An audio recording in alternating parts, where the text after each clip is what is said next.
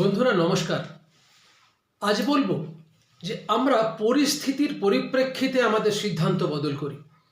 যেমন ধরুন, আপনি বাড়িতে এক কাপ কফি খাচ্ছেন বা এক কাপ চা খাচ্ছেন।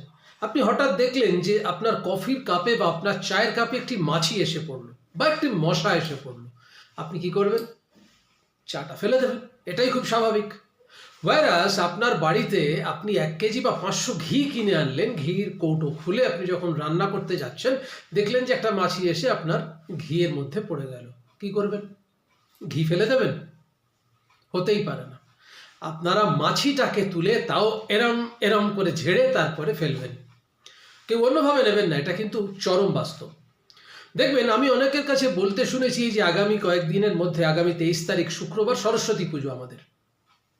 দেখবেন, আমরা অনেকে সরস্বতী ঠাকুর বা প্রতিমা বাজারে কিনতে গিয়ে দাম দস্তুর করি যে এই ঠাকুরটা কত দাম। দোকানি বললেন 500 টাকা। আমরা বলি এই ওখানে তো এটা 300 টাকায় বিক্রি হচ্ছে, আপনি 500 টাকা চাইছেন কেন? আবার অনেক বুদ্ধিজীবী বলেন, বাবা ঠাকুর কিনবে তাও দাম দস্তুর করে? না না, মার্জনা করবেন, আমি তাদের উদ্দেশ্যেই বলছি।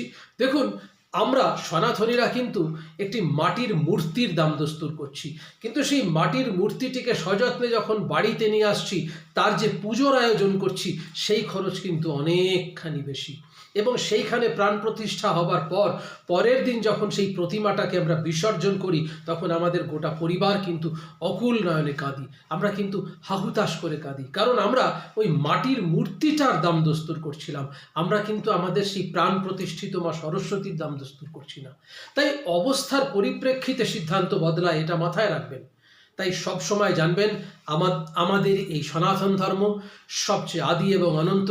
এখানে আমরা জানি যে, কারণ একটা খুব দামি কথা বলি আপনাদের, দেখুন, কারণ এই সনাতনীরাই একমাত্র জানি যে আমরা মাটির মধ্যে কিভাবে প্রাণ প্রতিষ্ঠা করতে হয়। আর পৃথিবীর বহু দেশ প্রাণকে মাটিতে রূপান্তর করার চেষ্টা করে। এটা অস্বাভাবিক কিছু কথা বললাম না, এটা কিন্তু ইতিহাস অন্তত তাই বলছে। তাই জানবেন, আপনি একজন গর্বিত সনাতনী। তাই সনাতনী হিসেবে আমার এখানে লাইক, কমেন্ট, শেয়ার করবেন এবং অবশ্যই আমার চ্যানেল সাবস্ক্রাইব করবেন, কারণ আমি প্রতিদিন দুপুর 3:45 থেকে 4:15 অথবা 4:30-র মধ্যে লাইভে আসতে চেষ্টা করি। আজও তার ব্যতিক্রম হবে না। আসবেন, আমন্ত্রণ রইল। অনেক গল্প, অনেক কাহিনী, অনেক কথা আলোচনা হবে। দেখতে থাকুন, সঙ্গে থাকুন। নমস্কার।